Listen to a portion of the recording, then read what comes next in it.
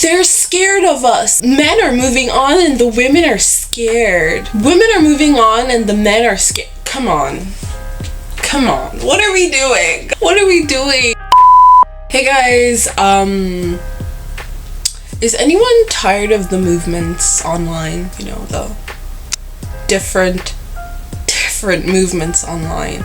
I'm sure, as I said, movements online, you had maybe like 5 movements that came into your mind as I mentioned the word movement. There's just so many different kinds of messages, and everyone is claiming that the other is intimidated by them, or scared of them, or scared of their power, scared of their uprising. Scary!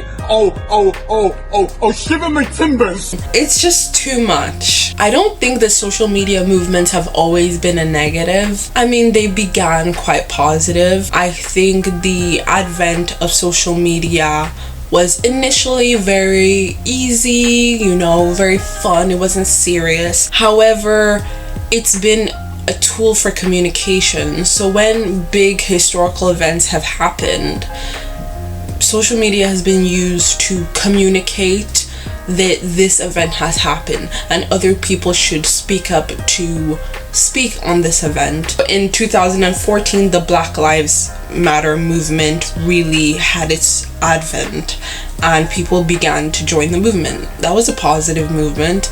Or even the Me Too movement was a positive movement where women were coming online and giving statements about the things that have happened to them. Social media has been used to communicate and to gather people for protests. In 2017, there was a women's march, and you know, a lot of the women went to the march because they were aware that the march was happening because of social media. There have been plenty of movements that have been propagated through social media, and they have had a positive influence. They've gathered, you know, people who have shared a similar experience, and those people have had a place to be able to communicate their own experiences to each other, and the other person be like, yeah, I completely understand what you're saying, and you're not wrong for saying what you're saying. However, I think that these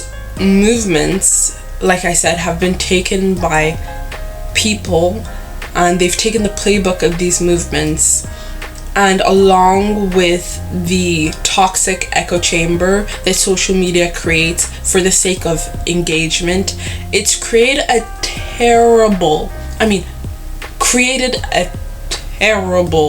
combination that has radicalized users. I don't know about y'all, I'm just gonna go on a little tangent here, but I'm the kind of person that if I see you talk about something and I haven't heard it before, or I've heard it rarely, I'm gonna listen to what you say with both ears open. And then I'm gonna be like, huh, you're right. I feel like every movement online I agreed with at the very beginning. But now I'm like, see, I don't know now. Yeah. Wow. Yeah. Because you may call me a contrarian, you might be right, but if I hear a movement one too many times, I'm immediately gonna oppose it.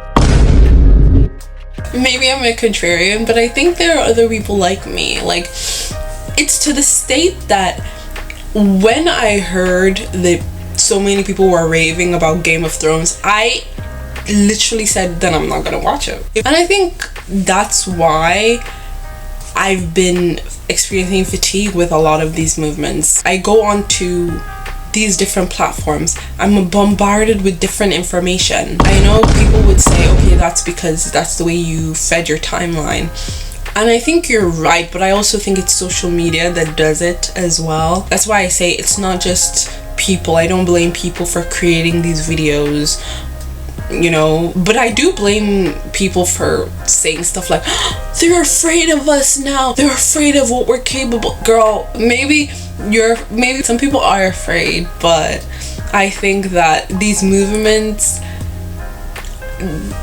sometimes they just use this sensationalized, inflammatory language and ideology to make it seem as if it's us against the world, it's us against them. And for the most part, I think most people want to relate to other people in a way that can be friendly for most people. And I don't think it's the case that people are trying to like constantly, oh my gosh, I'm afraid, we're afraid of them, we're scared of them. I don't think that's the case. But I also wanted to talk about a point, because I think, you know, these movements have also influenced fashion in an interesting way. I do think that you can see the fact that these movements and how much social media has really influenced people because of the way people dress. A lot of people, if there's a really big trend or a really big movement, you'll kind of see it in the way people are dressed. And I saw this great comment under this video, and I forgot what the video was, but I think the comment was, the soft girl aesthetic is an indicator of the rise of conservatism. And I think that's my point as well, that you could say that people are dressing in a more soft girl, coquette, trad wife aesthetic because they are intaking information online that is telling them that they shouldn't have to live a hard life of being a cogwheel in the big machine of capitalism. You know, this is a sentence that some people would say. And like I said, I always like to say that I can see every argument from both sides, so I can understand why people would say that, like, oh my gosh, put down the tools, just relax, you're a lady, like you don't need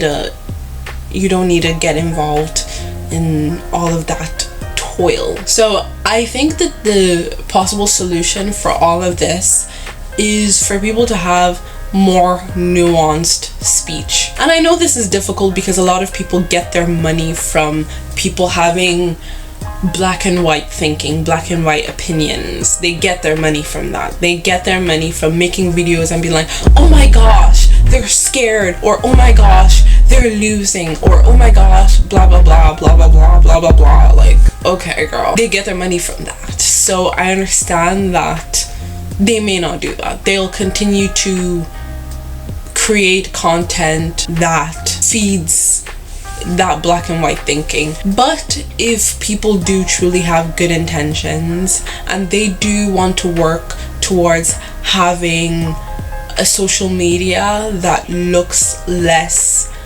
polarized and in turn does affect real life. I mean, the way, you know, certain communities are the way they are because of the way people speak, and I think you can see the real life consequences from speech online. So I think that if people really do want to work together and be like, okay, maybe we took it a little too far, well guys, I think we took it a little too far, and they really want to walk it back, the nuanced conversation needs to be had. You can still, I think people can still bring across their point and say this is happening and this needs to be fixed. They can absolutely still do that. However, understanding the other point of view I think is very important, and being able to address everybody's opinion is important for it not to be so polarizing. So yeah, that's my solution. It really just relies on people having good intentions. But then again, you know, if you're making polarizing content, do you even have good intentions in the first place? So yeah, I hope that this can be some food for thought, that whenever someone wants to make a video and it's about a very contentious topic, because there are so many contentious topics online, I think the way to think to themselves, like, okay, but I want to provide a positive, you know, outlook, you know, or I want to provide something that'll actually be positive and not polarize people. I think it's important to also include different opinions when making the opinion or the point of view, and using logic. I think a lot of people, when they say things online, they talk and you just wonder, okay, where is this coming from? Where is this coming from? I think there are many. That's why I can't. There are certain things that are said, certain YouTube videos that even if I don't agree, I can't be angry, and I still have to understand, because I'm thinking to myself, but you're right. You're right. There are evidences of exactly what you're saying. So even if I may not agree, I understand your point of view, and it stops that polarization. It stops me from feeling as though, okay, I don't agree with this content creator, let me get out of here. It allows me to feel like, or think more from their perspective, because they're showing me actual evidence of what they're saying, and they're not just showing me a manipulated piece of evidence. They're addressing all sides, they're providing their reasoning, and they're acting in good faith. So anyway, yeah, I hope you really enjoyed this video. I just wanted to get this off my chest. I feel like I have more opinions on this, but I wanted to do a rambling style video because I just wanted to say a little something. I feel like I'm gonna make a couple more videos on this, but I just wanted to get all my thoughts and just start it off first. But yeah, I hope you enjoyed this video, and I will see you in the next one. Bye.